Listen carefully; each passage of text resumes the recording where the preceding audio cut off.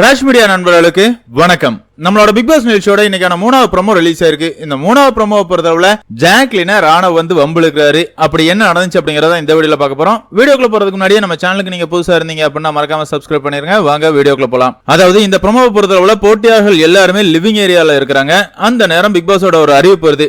என்ன அப்படின்னு பார்த்தோம்னா, பாத்ரூம் ஏரியாவை ஒரே நேரத்துல 2 பேர் யூஸ் பண்ண கூடாதுன்னு சொல்லிருக்கோம்ல அப்படிங்கிற மாதிரி கேக்குறாரு. அந்த நேரம் தீபக்க பொறுத்தளவுல ஐயோ தப்பு பண்ணிட்டேனே அப்படிங்கிற மாதிரி தலையில கை வைக்கிறாரு. அதுக்கப்புறமா அந்த இடத்துல தீபக் சொல்றாரு, அதாவது ஜாக்லின் வந்து ஃபேஸ் வாஷ் பண்ணிக்கிட்டு இருந்தாங்க, நான் பக்கத்துல இருக்கிற பாத்ரூமை யூஸ் பண்ணேன் அப்படிங்கிற மாதிரி சொல்றாரு. அப்போ இதுல இருந்து என்ன புரியுது, ஜாக்லின் ஃபேஸ் வாஷ் பண்ணிக்கிட்டு இருக்காங்க அப்படிங்கறது தெரிஞ்சு ரெண்டாவதா போனது தீபக் தான். அப்படி இருக்கும்போது விதியை மீறினது தீபக் அப்படிங்கிறது இந்த ப்ரோமோல இருந்து நமக்கு தெரியுது.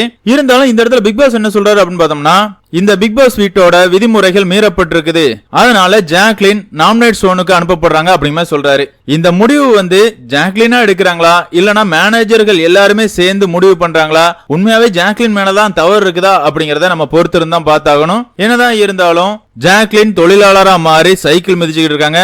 பக்கத்திலேயே ராணுவம் இருக்கிறாரு. அந்த இடத்துல ராணுவ பொறுத்தளவுல உப்பு சாப்பிட்டா தண்ணி குடிச்சுதான் ஆகணும் வாழ்க்கையில அப்படிங்கிற மாதிரி சொல்றாரு.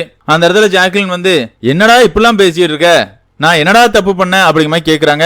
உடனே ராணுவ வந்து நீங்க தானே ஃபேஸ் வாஷ் பண்ணீங்க அப்படிங்கிற மாதிரி கேலி கிண்டல் பண்ணிக்கிட்டு இருக்காரு. அந்த இடத்துல ஜாக்லின் வந்து இல்லை நான் பண்ண தப்புக்கு சைக்கிள் மிதிக்க தாண்டா சொன்னாங்க, உன்னோட பேச்செல்லாம் கேட்கறதுக்கு என்கிட்ட தெம்புலடா அப்படிங்கிற மாதிரி சொல்றாங்க. இதோட இந்த ப்ரோமோ முடிச்சிருக்காங்க அப்படின்னு சொல்லலாம். உண்மையாவே ராணுவ பொறுத்தளவுல பல இடங்கள்ல இரிட்டேட் பண்றாருங்க. ரொம்பவே இன்னசென்டா நடிச்சுக்கிட்டு இருந்த ராணுவ பொறுத்தளவுல என்னோட கேரக்டர் இது இல்ல, கண்டென்ட்டுக்காக நான் என்ன கருமத்தை வேணாலும் பண்ணுவேன் அப்படிங்கறத அவர் வாயாலே ஒத்துக்கிறாரு. கடந்த 2 நாளா ராத்திரி அவர் பேசுறதெல்லாம் எடுத்து பார்த்தாலே தெரியுங்க.